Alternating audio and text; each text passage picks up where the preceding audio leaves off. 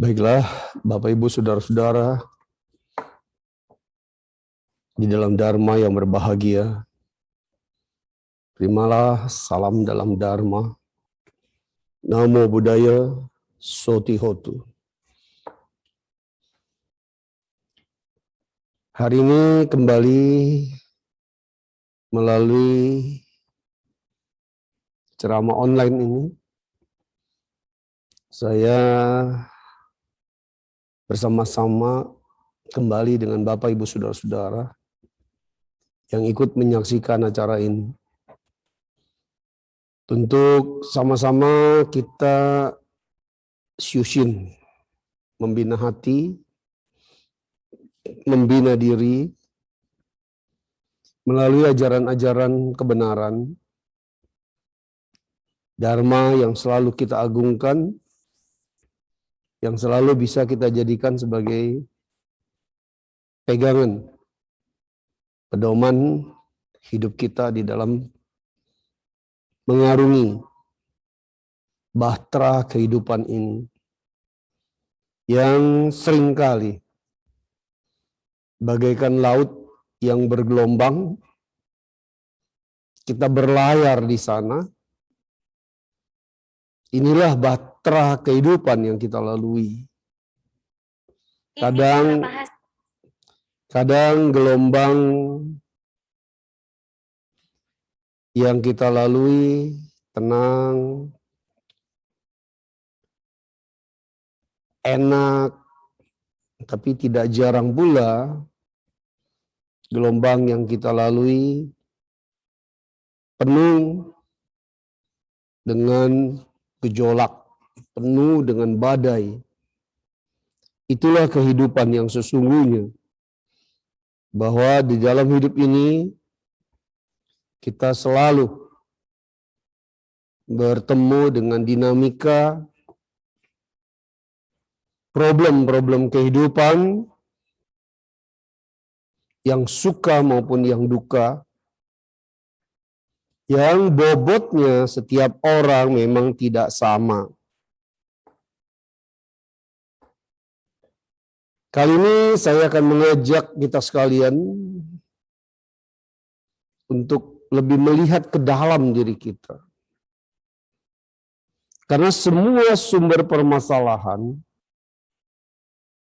yang bisa membuat kita suka, berbahagia, bergembira, maupun yang dapat membuat kita duka, penuh dengan penderitaan, bersumber dari dalam diri kita sendiri.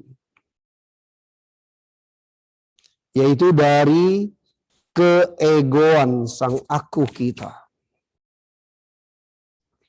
Jadi tema yang saya angkat pagi ini adalah egonya sang aku.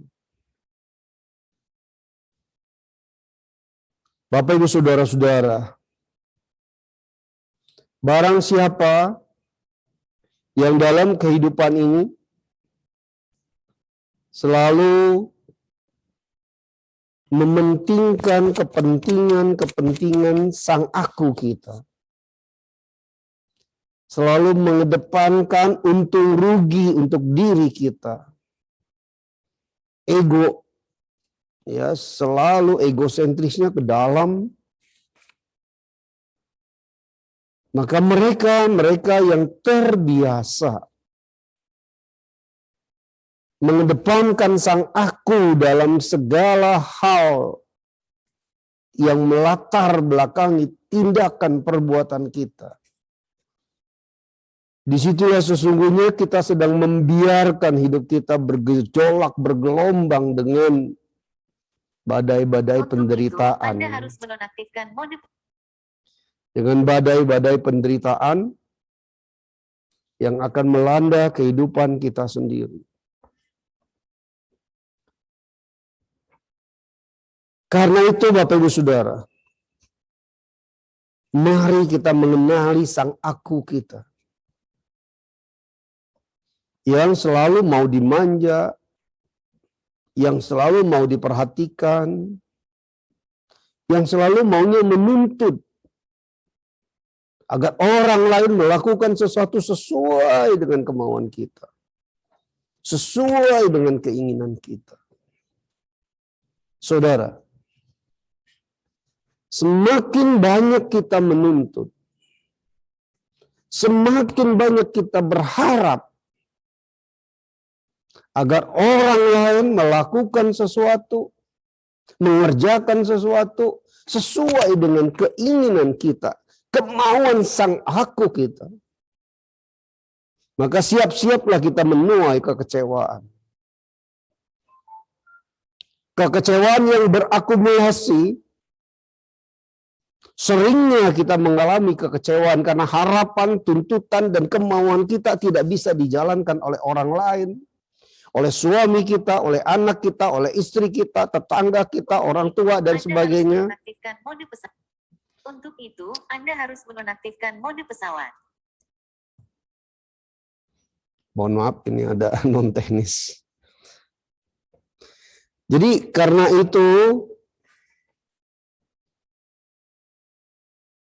dari pengendalian kita terhadap sang aku mulai dengan bagaimana kita jangan terlalu memanjakan ego kita, sang aku kita. Karena ini yang akan membuat kita kecewa, yang lama-lama berakumulasi menjadi penderitaan yang mewarnai kehidupan kita sendiri. Bagaikan perahu kita yang berlayar di tengah badai dan gelombang.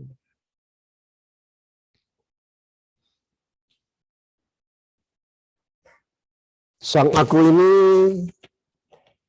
selalu kuat. Karena kebanyakan dari kita memang terkodratkan untuk selalu maunya memanjakan diri kita sendiri.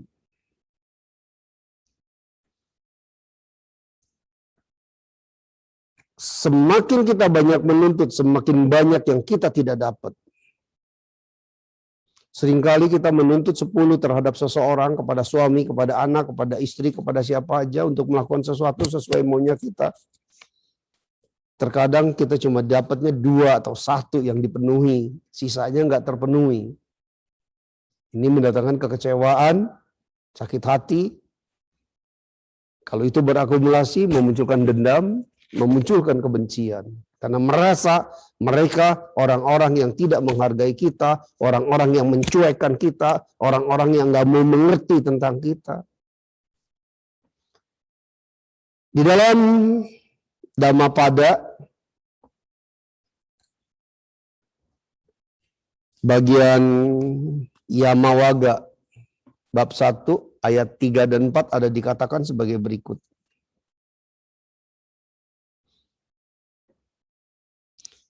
Ia menghinaku, ia memukulku, ia mengalahkanku, ia merampas milikku. Kebencian di dalam diri mereka yang selalu pikirannya dipenuhi oleh hal-hal seperti itu. Maka penderitaannya tidak akan pernah berakhir. Sebaliknya, jika ia menghinaku, ia memukulku, ia mengalahkanku, ia merampas milikku, kebencian dalam diri mereka yang telah terbebas dari bentuk-bentuk pikiran seperti itu,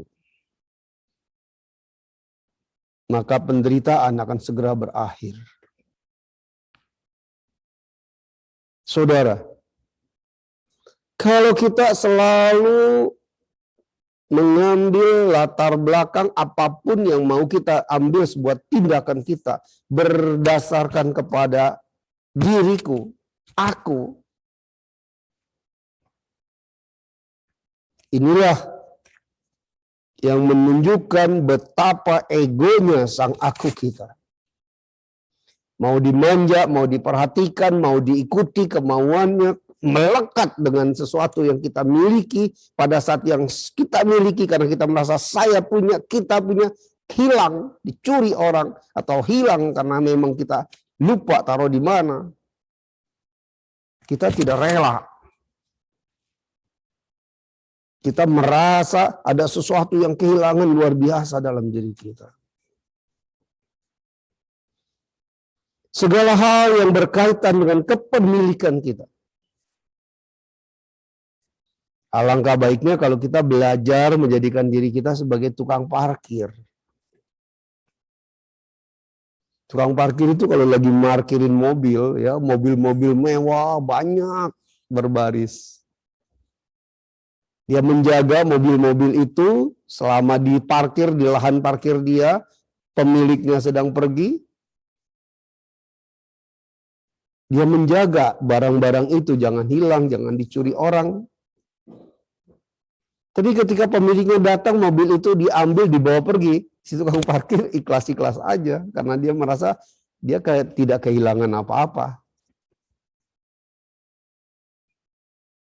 Harta, materi yang kita miliki, yang kita punya, itu juga masuk dalam proses anicca. Tidak kekal. Sekarang milik kita. Bisa jadi 2 bulan yang akan datang sudah tidak lagi menjadi milik kita karena harus kita jual misalnya. Atau karena dicuri orang misalnya. Bahwa resiko kita akan kehilangan sesuatu dalam diri kita itu tinggi sekali. Semua orang akan bisa mengalami hal seperti ini. Untuk itu, Tapi harus kalau orang yang kemelekatannya begitu tinggi, kehilangan sesuatu menjadi sebuah penderitaan yang luar biasa. Karena itu Bapak Ibu Saudara, belajarlah kuat untuk melepas. Belajar tabah untuk menerima kenyataan. Ini 2 kalimat yang sederhana, tapi mengandung makna besar buat membangun mindset pola pikir kita. Dalam rangka belajar mengurangi kekuatan sang aku kita. Belajarlah dengan kuat, dengan kemauan, dengan motivasi yang tinggi untuk bisa melepas. Orang yang punya jiwa senang melepas, banyak beramal, banyak berdana, suka memberi. Saat dia memberi, dia tidak akan merasa kehilangan. Saat dia berbagi, dia juga merasa tidak akan kehilangan. Orang-orang yang dalam dirinya tidak merasa kehilangan, maka ikatan kemelekatannya akan berkurang sangat tinggi. Berkurangnya kemelekatan dalam diri kita. Ini menandakan bahwa kita sedang belajar untuk mengecilkan sang aku kita. Untuk mengecilkan ego-ego kita. Kita tidak lagi selalu terbelenggu dengan ini harta saya, ini milik saya, ini uang saya. Sayang kalau dikeluarkan, sayang kalau diberi. Sayang kalau hilang. Saudara, kita juga harus belajar memaknai hidup ini. Tidak semua hal bisa kita genggam. Tak semua keinginan bisa berjalan sesuai dengan kenyataan. Belajarlah ikhlas. Ya, belajarlah legowo. Agar kita bisa selalu bersyukur. Karena kalau kita bisa dengan lapang dada mengikhlaskan segala hal, kejadian-kejadian yang tidak menyenangkan, kejadian-kejadian yang mungkin kalau kita pikir secara ego kita merugikan kita, dia menghina kita, dia memaki-maki kita, dia tidak menghargai kita. Kalau ini Nggak bisa kita secara lapang dada menerima kenyataan itu. Maka semua hal yang tidak menyenangkan itu akan tersimpan di hati kita. Kita akan selalu mengingat orang-orang yang menghina kita. Kita akan selalu ingat orang-orang yang menyakitkan kita. Kita selalu ingat orang-orang yang membuat kita kecewa, yang tidak menghargai kita, yang tidak menghormati kita, yang meremehkan kita, yang menghina kita. Itu akan tersimpan terus di dalam hati kita. Setiap kita ingat kasusnya, kita ingat masalahnya, timbul kecewa, timbul sakit hati. Lama-lama muncul dendam, muncul kebencian. Dan hati kita yang cuma sempit, ya nggak lebih dari sekepalan kita ini, liver kita, hati kita, akhirnya diisi dengan sampah, ya, dengan kekotoran-kekotoran yang terus kita simpan, nggak bisa kita buang. Saudara, kalau di rumah kita ada tempat sampah, sampah rumah tangga kita setiap hari kita taruh di tempat sampah itu, ditaruh di dalam rumah, baru setiap pagi biasanya dikeluarin, baru nanti tukang sampah ambil. Kalau ada sampah di dalam rumah kita yang selalu kita tambah, tapi kita tidak pernah keluarin, apa yang terjadi? Rumah kita, ruangan itu akan bau busuk. Begitu juga dengan hati kita, saudara. Kalau hati kita selalu kita penuhi dengan sampah yang tidak pernah kita buang, apa itu sampah-sampah itu? Orang-orang yang ngomong kasar terhadap diri kita, orang-orang yang menghina kita, ucapan-ucapan yang merendahkan kita, ucapan-ucapan yang mengkritisi kita, ucapan-ucapan yang mencela kita, kita ingat, kita simpan terus. Sama juga kita sedang menaruh sampah-sampah di dalam hati kita. Kalau sudah demikian, hati kita nggak bisa lapang.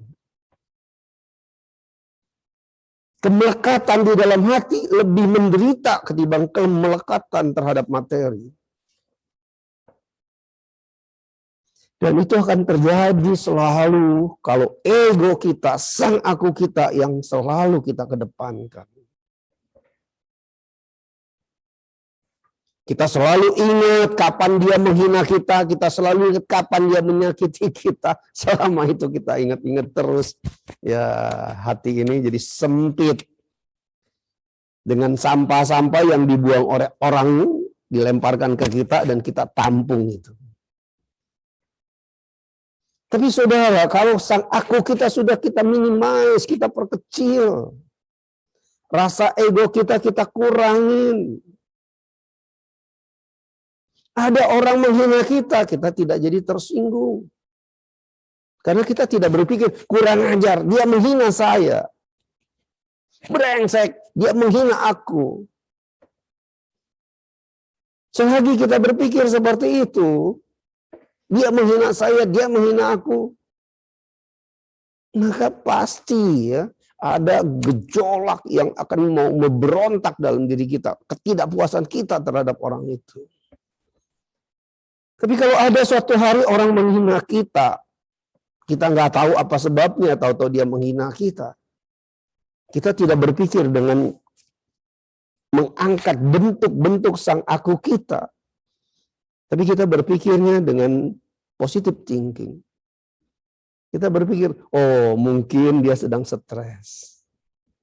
Oh mungkin dia sedang punya banyak masalah yang membuat dia ruwet, yang membuat dia pusing, sehingga dia nggak hujan nggak angin, bicaranya kok menghina saya.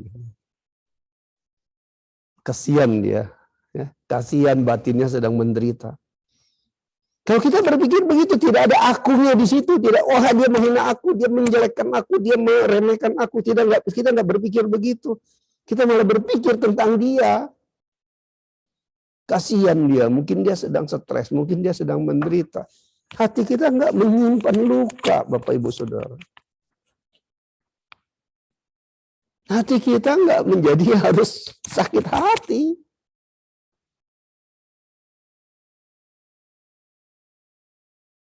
Begitu juga kalau kita tahu ada seseorang mencuri barang kita. Kalau ego kita kuat, sang aku kuat, wah bokangguan, ya bokangguan artinya apa? Nggak mau puas ya, nggak bisa terima kenyataan. Kurang ajar, saya udah baik, saya bantu dia, saya tolong dia, sering saya kalau dia ada masalah saya tolong, kok bisa ya dia mencuri perhiasan saya? Simpen lagi di dalam hati, kesel, kecewa, sakit hati. Karena itu semua nantinya jadinya penderitaan buat diri kita sendiri.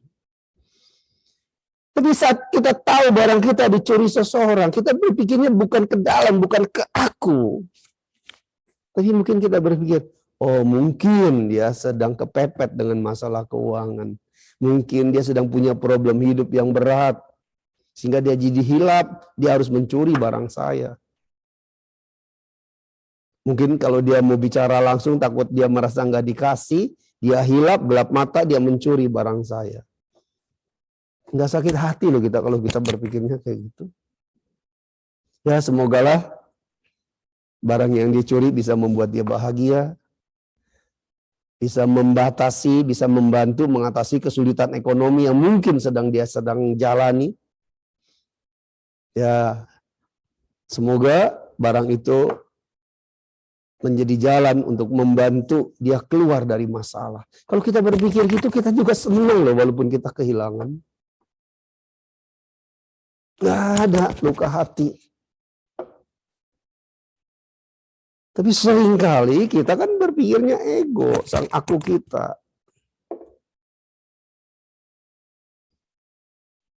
Jadi saudara, belajar ikhlas artinya belajar bisa menerima kenyataan realita hidup ini.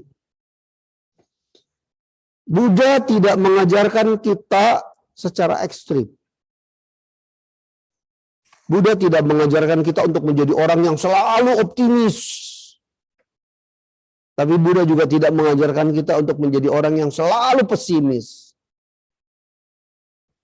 Tapi Buddha selalu mengajarkan kita bagaimana kita bisa menjalani hidup ini secara realistis, jalan tengah.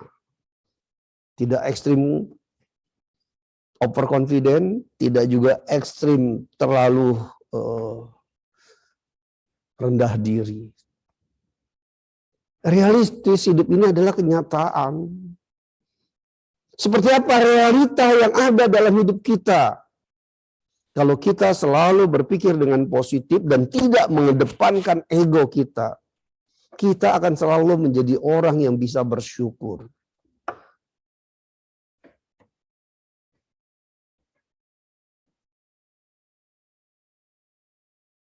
Saat kita berjalan kaki, karena kebetulan tidak punya kendaraan dan tidak punya uang buat ongkos naik angkot, kita melihat orang naik sepeda, kita melihat orang naik motor, kita melihat orang naik mobil, kita berjalan kaki.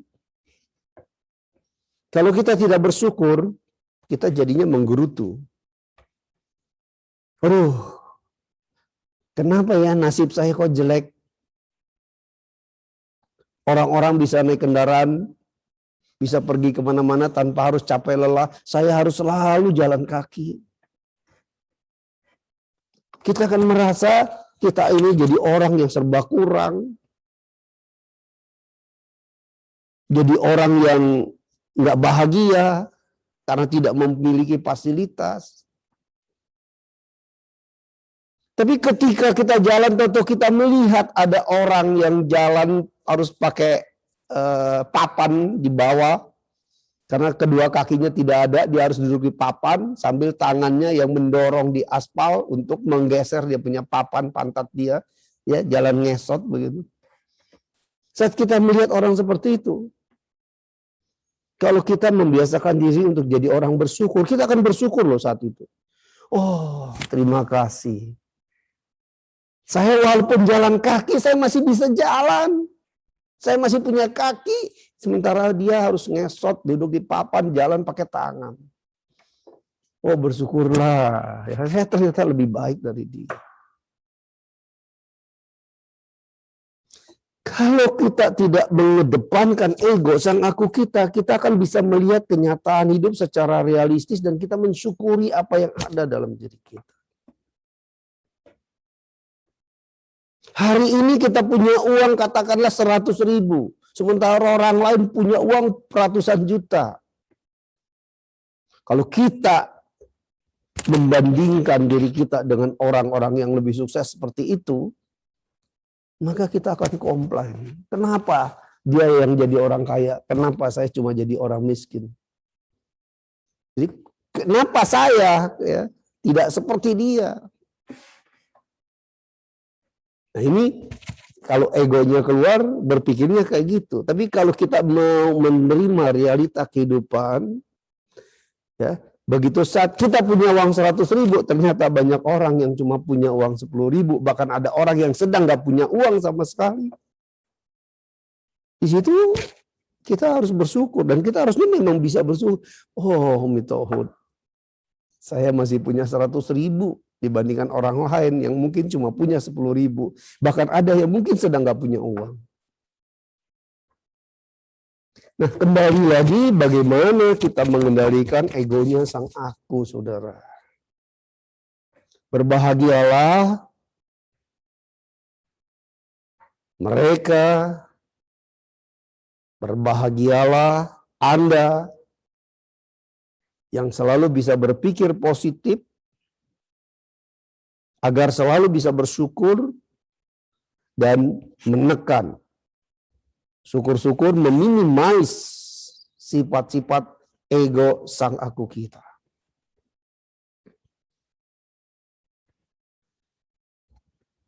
Belajarlah jadi pemaaf dan berhentilah jadi pembenci. Saudara, jadi pemaaf itu nggak gampang. Selama di dalam diri kita ini selalu tertanam, dia yang menghina saya, dia yang menyakiti saya, dia tidak mengorangi saya, dia kurang ajar sama saya. Dia terlalu melakukan perbuatan yang tidak menghargai saya.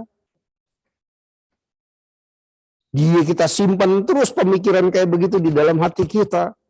Kita akhirnya akan membenci orang itu. Dan kita akan malas bertemu dengan orang seperti itu. Kalau sudah demikian, jangan harap kita bisa memaafkan orang itu. Dan selama kita tidak memaafkan orang itu, dengan segala macam hal-hal negatif yang dia berikan ke saya, berarti selama itu juga hidup kita bawa-bawa masa lalu. Masa lalu atas kekecewaan kita dengan orang kita bawa, kita simpan di hati kita. Dia berbuat nggak enak, dia berbuat menyakitkan kita sekali omongannya. Tapi setiap kali kita ingat omongannya, kita menderita lagi. Sekali orang berbuat nggak bagus kepada kita, kenapa kita harus membiarkan kita menderitanya berkali-kali? Karena kita mengingat terus perbuatan yang pernah dia lakukan terhadap kita. Jadi selama ego kita kuat, kita selalu merasa jadi orang yang dirugikan. Kita selalu merasa jadi orang yang dilecehkan, nggak dihargain oleh dia. Maka selama itu kita tidak pernah bisa jadi pemaaf. Belajarlah jadi pemaaf. Dan berhenti jadi pembenci. Kalau kita mau bahagia. Jangan biarkan perbuatan orang lain membuat kita menderita. Dan juga jangan berharap orang lain melakukan sesuatu supaya kita bahagia. Kita nggak bisa menuntut orang melakukan sesuatu untuk membahagiakan kita, nggak bisa. Karena kita nggak bisa mengatur perbuatan, tindakan orang lain. Siapapun dia, istri, suami, anak, kita nggak bisa atur. Dia harus berbuat apa supaya membahagiakan kita.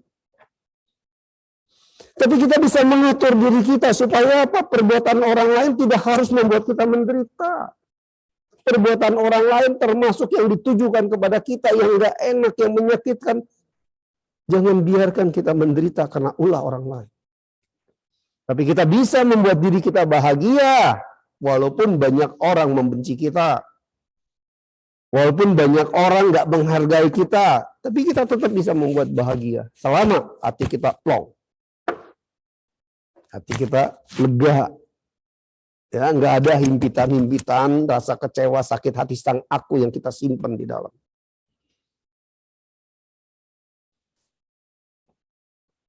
Kalau kita mau belajar menjadi pemaaf, mulailah dari diri kita sendiri, mulai dari mulut kita sendiri.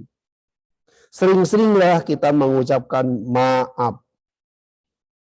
Kalau ada orang bilang ke kita, kamu ini egois. Oh ya, sorry ya, maaf ya kalau saya salah. Maaf ya kalau Anda sudah merasa saya egois. Tapi biasanya orang egois nggak bakal mau ngomong minta maaf. Enak aja minta maaf. Siapa yang salah? Lu yang salah, lu yang bisa minta maaf. Nah itu lagi-lagi ego kita. Ada orang mengkritik kita.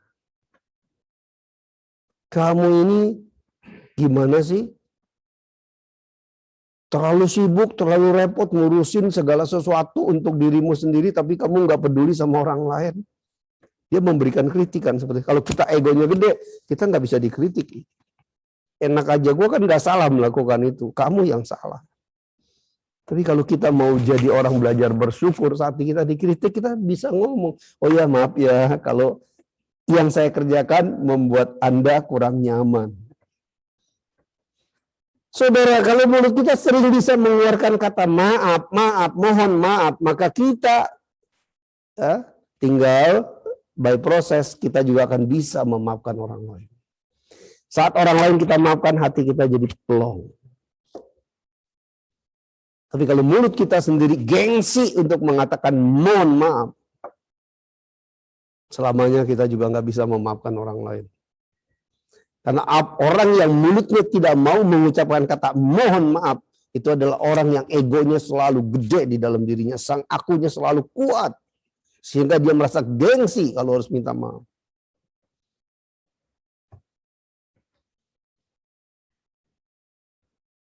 Jangan cepat benci. Jangan cepat marah. Karena kadang telinga kita sering salah mendengar. Dan hati kita kadang sering salah menduga.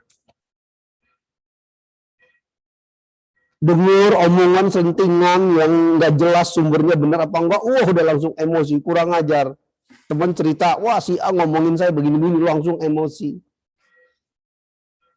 Terus kita sering prejudice, berprasangka buruk terhadap seseorang yang membuat kita juga jadi marah.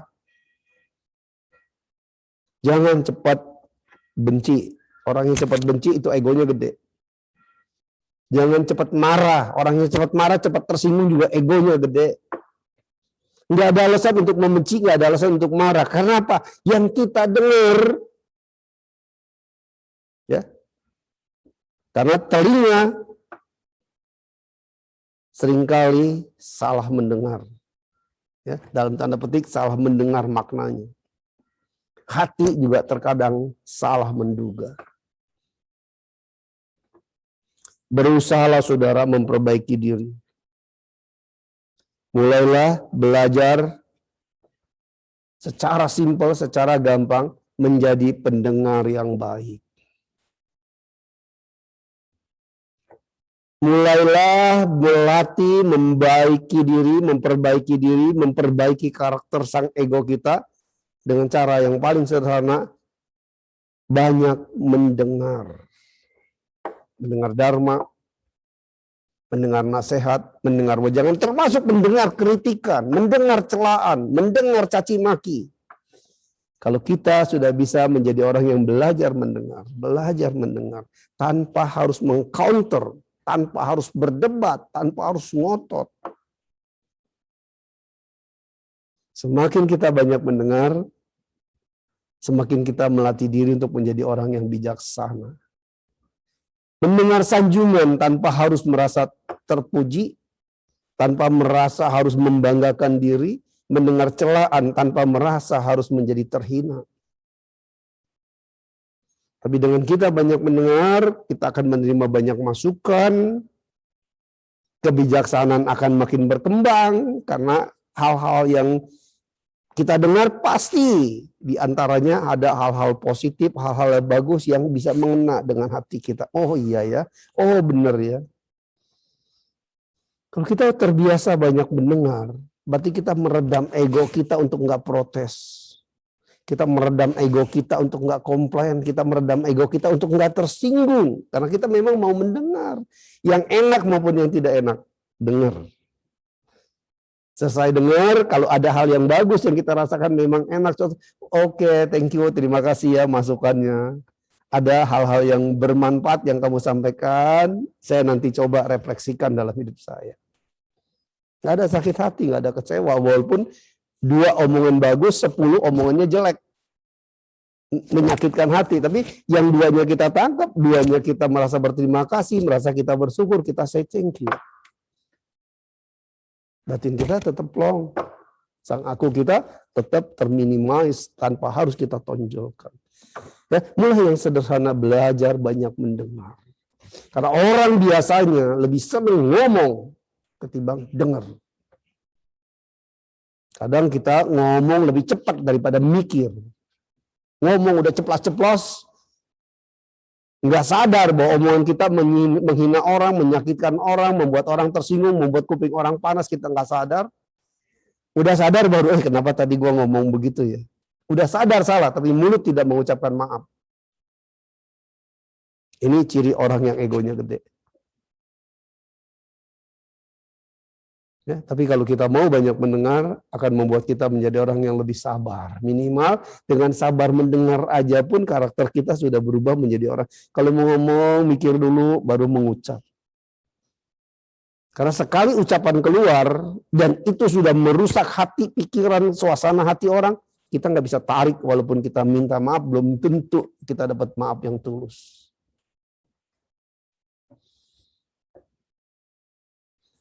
Bapak Ibu Saudara, inilah sedikit sharing wejangan Dharma yang bisa saya bawakan pada hari ini tentang egonya sang aku. Semoga ke depan kita menjadi orang yang sama-sama bisa belajar untuk semakin menekan, semakin mengecilkan sifat-sifat ego sang aku kita yang selalu memang maunya menonjol, maunya diperhatikan, maunya dihargai. Semakin kuat kita membiarkan sang ego kita selalu muncul, di samping akan memunculkan banyak kekecewaan, sakit hati, dan penderitaan buat hidup kita sendiri, juga itu akan memicu kita untuk menjadi orang-orang yang arogan, orang-orang yang sombong, karena kita merasa diri kita superior, kita merasa diri kita paling hebat. Kita menjadi sensitif dengan kritik, kita menjadi nggak welcome dengan segala macam masukan-masukan yang kita anggap nggak sesuai dengan diri kita. Tapi kalau ego kita sudah kita tekan, kita akan selalu menjadi orang yang welcome, ya. Mau menerima saran, masukan, termasuk kritikan sekaligus. Karena dengan adanya kritikan, justru itu yang membuat kita bisa merubah diri untuk menjadi lebih baik. Kebanyakan sanjungan justru yang akan membuat kita menjadi lupa diri. Kesombongan akan bermunculan. Kalau ego kita kuat dan kita selalu senang disanjung-sanjung, akhirnya kita jadi kayak orang takabur, sombong, wah merasa dirinya semakin hebat. Semakin kita merasa diri kita semakin hebat, semakin kuat ego kita. Jadilah seperti ilmu padi yang semakin padat gabahnya, semakin padat butir padinya, tangkai padinya semakin merunduk.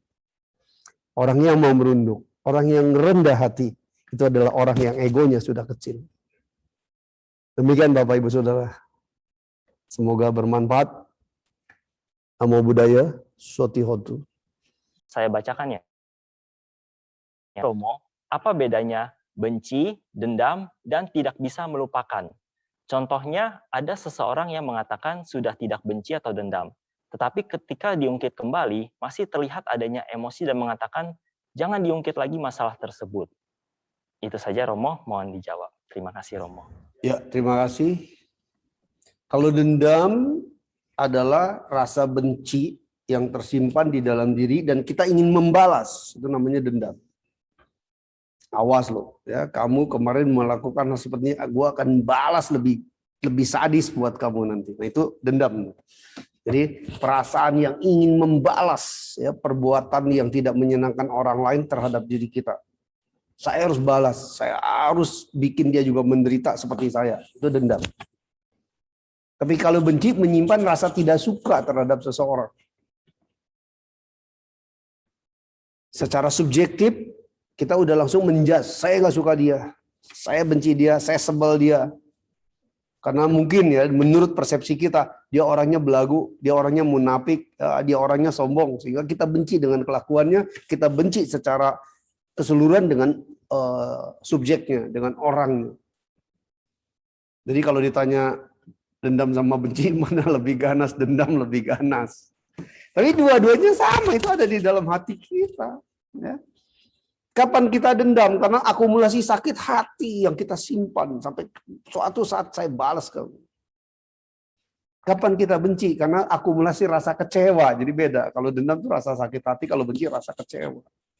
Ya, rasa kecewa yang kita simpan terhadap orang yang sama, simpan lagi. Dan biasanya yang sering dibenci itu justru orang yang sering ketemu sama kita. Ya, orang yang sering gaul sama kita, tapi berbuatnya apa nggak enak kepada kita diulang terus gitu, sehingga kita jadi benci sama dia. Terus kalau orang bilang saya sudah bisa menghilangkan dendam, saya bisa menghilangkan benci, tapi kalau dia masih ingat ya perbuatan orang yang membuat dia menderita, yang membuat dia sakit hati, yang membuat dia kecewa, dia masih ingat perbuatan itu baru ya maafnya cuma di mulut ya, hatinya belum memaafkan itu. Ya, sama aja dia belum bisa menghilangkan benci dan dendam dia. Tapi kalau mulut bilang saya maafkan kamu dan hatinya benar-benar plong dan pikiran tidak lagi mengingat masa lalu yang mengecewakan atau yang menyakitkan hati, baru di situ ya itu yang namanya maaf yang sebenarnya sudah kita keluarkan. Jadi gampang sih sebenarnya kalau ditanya bagaimana mau melihat orang sudah memaafkan atau tidak. Karena ketulusan itu adanya di hati. Keinginan untuk memaafkan adanya di pikiran. Nah, hati sama pikiran kalau udah nyambung ya, sama linknya, sama frekuensinya, ketulusan itu baru ada. Ya, begitu semoga menjawab pertanyaan tadi. Ya, terima kasih Romo atas jawabannya. Selanjutnya ada juga pertanyaan tertulis yang masuk, Romo. Saya bacakan ya, Romo. Selamat pagi, Namo Buddhaya, Romo. Saya mau bertanya, jika seseorang pernah menyakiti kita di masa lalu, beberapa tahun lalu dia datang pada kita untuk minta tolong pada kita, tapi ternyata kita tidak bisa membantu dia. Apakah dalam hal ini kita salah karena tidak bisa membantu? Jadi ternyata kita tidak bisa membantu dia, orang yang telah menyakiti kita ini, Romo. Bagaimana, Romo? Itu saja, Romo, pertanyaan. Ada dua hal, tidak bisa membantu karena kita sendiri, misalnya dia minta bantu keuangan ya, minta bantu pinjaman uang. Kita tidak bisa bantu karena memang kitanya juga sedang tidak punya uang. Ya, tentunya itu bukan sesuatu hal yang harus kita buat, waduh saya merasa bersalah gitu. Tapi kita tidak bisa bantu karena memang kita tidak ingin membantu dia. Ya, gara-gara dia pernah menyakitkan kita 2 tahun atau tahun lalu dia sangat menghina kita. Dia telah bikin hidup kita susah. Sekarang dia datang ngemis minta bantuan, sorry ya, siapa lu gitu kan. Nah kalau dasarnya karena yang kedua itu, saya nggak bisa bantu, tapi karena dasarnya karena subjektif, karena saya nggak suka sama dia. Ya berarti kita sudah menambah lagi karma buruk. Ya. Karma buruk yang kita bangun dari cita, ya cara berpikir kita. Tapi kalau perbuatan baik yang sebenarnya paling baik kalau kita bisa lakukan adalah menolong orang yang paling kita benci atau menolong musuh kita sekalipun, itu yang sebenarnya lebih mulia ketimbang kita menolong orang-orang yang kita kenal, orang-orang yang kita sayang, orang-orang teman baik yang memang dekat sama kita nolong, itu kan wajar. Tapi kalau musuh kita, orang yang paling kita benci, pada saat dia ada kesusahan, dengan tulus ya, dengan sungguh hati kita bantu dia. Itu lebih mulia perbuatan kita. Karena apa? Benar-benar saat pada kita mau nolong dia kan kita udah lepas ego kita, rasa benci, rasa dendam, rasa sakit hati kita udah hilang itu. Karena kalau masih ada nggak mungkin kita mau tolong dia. Gitu ya. Luar biasa, terima kasih Romo atas jawabannya. Apakah ada Bapak Ibu yang ingin bertanya secara langsung? Kami persilakan, tekan saja tombol raise hand-nya. Atau jika masih ada pertanyaan tertulis, bisa langsung dikirimkan ke host dan Masuka. Ataupun ke saya juga bisa.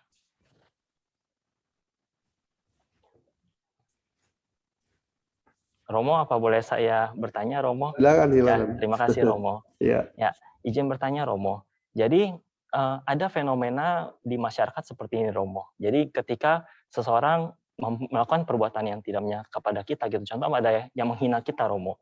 Kemudian, orang tersebut sampai lapor kepada pihak berwajib.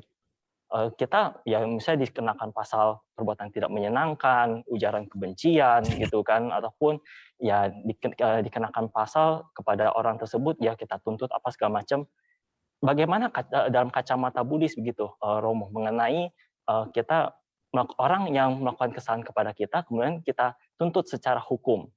Apakah itu menandakan jika kita memang masih belum bisa melepas ego kita, dan juga bagaimana seharusnya kita bersikap, Romo, jika ada misalkan seseorang yang bahkan sampai keterlaluan perbuatannya, apakah kita biarkan saja atau memang ada skalanya kita perlu untuk melapor kepada pihak berwajib, Romo? Itu saja, Romo, ya. Terima kasih, Romo.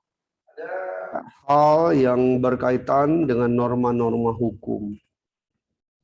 Sebagai warga negara yang baik, semua orang sama kedudukannya di mata hukum.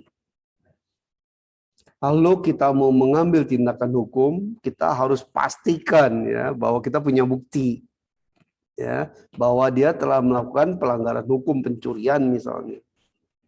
Kalau memang kita mau memproses secara hukum, tapi kalau kita cuma membuat asumsi, ya membuat asumsi dia melakukan A, melakukan B, melakukan C yang menurut kita melanggar hukum, tapi kita tidak punya bukti fakta, ya karena hukum kan bicaranya fakta.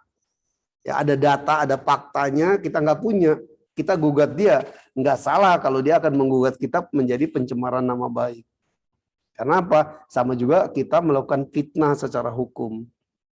Yang kita laporkan tapi nggak ada buktinya, itu pasti kita secara hukum akan dikenakan pasal pencemaran nama baik, dia gugat balik.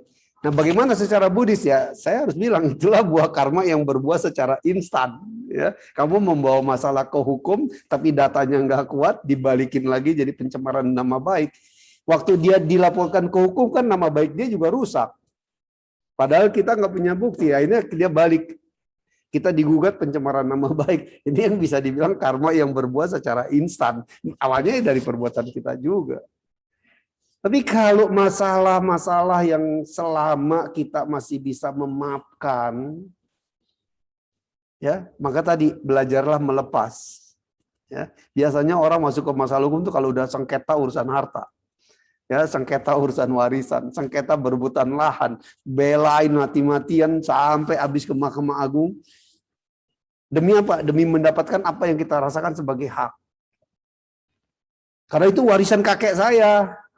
Sekarang kita cucu nih, cucu sama cucu berebutan, semuanya masuk ke masalah hukum. Kalau kita melekat ya, kemelekatan kita gede, kita akan lebih rela keluar uang, tuntut sana, tuntut sini supaya hak kita dapat. Ingat loh, itu warisan kakek, ya, bukan hasil jeripayahnya kita. Jadi kalau bukan karma kita akan dapat warisan itu, mau digugat hukum kemanapun kita nggak dapat.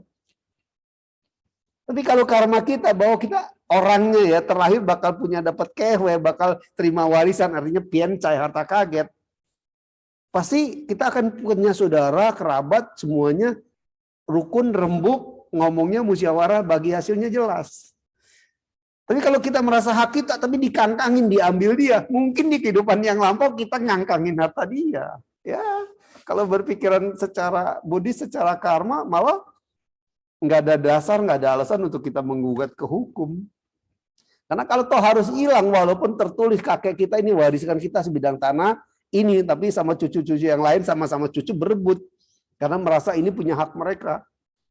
Kalau itu harus hilang dari kita, artinya memang kita nggak berjodoh dengan karma lahan itu ya.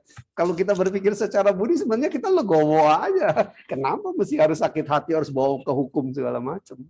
Tapi pada saat kita ego, kita melekat, ini tanah gue, ini warisan gue, lo mau ambil, enak aja lo, perang. Nah, kembali lagi ke ego kita sebetulnya. Ya, semakin kita berpandangan Buddhis, sebenarnya segala sesuatu yang bukan milik kita, dia tidak akan datang kepada kita. Itu udah jelas ya. Jadi kalau toh harus dirampas, kasarnya dirampas, warisan kakek kita dirampas, benar-benar dirampas, dicurangin, diakalin. Ya mungkin dulu kita ngerampas harta dia loh, sekarang dia datang untuk bayar hutang. Kan begitu, simpel sebenarnya. Dengan kita berpikir begitu, kita nggak sakit hati, kita nggak kecewa, kita nggak menyimpan dendam. Lagi-lagi, kapan kita sakit hati, kapan kita, ya, kalau itu ego kita, maka tadi belajarlah melepas. Oke? Luar biasa. Terima kasih Romo. Sama-sama. Ya. Romo, ini ada pertanyaan tertulis lagi yang masuk, saya bacakan ya. Saya menemukan ada orang yang sudah sering mendengar Dhamma, merasa bagus sekali, bahkan sering rekomendasi ke yang lain untuk ikut dengar. Namun ketika kena omongan sedikit saja, dia langsung ingat kali kejadian perbuatan yang dari orang yang dia nggak senang. Dan bilangnya nggak apa-apa, saya cepat merelakan kok. Gimana ya Romo menyikapinya? Itu artinya orang yang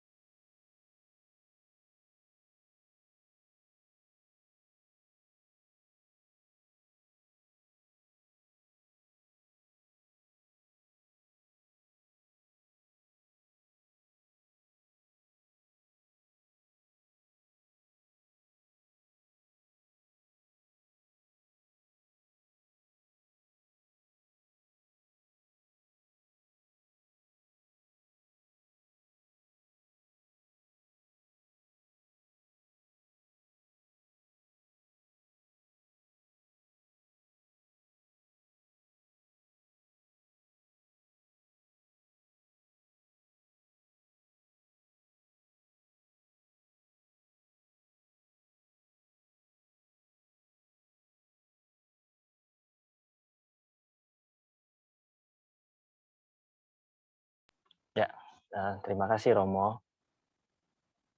Ya, apakah ada Bapak Ibu, saudara-saudara sedama lagi yang ingin bertanya, baik secara langsung maupun tertulis? Kami tunggu.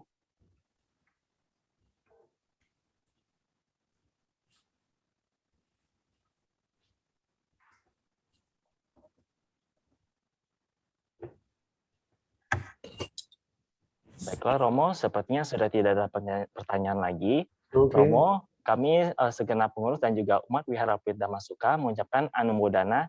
Terima kasih atas Dhamma Desana yang telah disampaikan. Jadi jika Romo ingin meninggalkan ruang Zoom, kami persilakan Romo. Mari umat bersikap anjali bersama.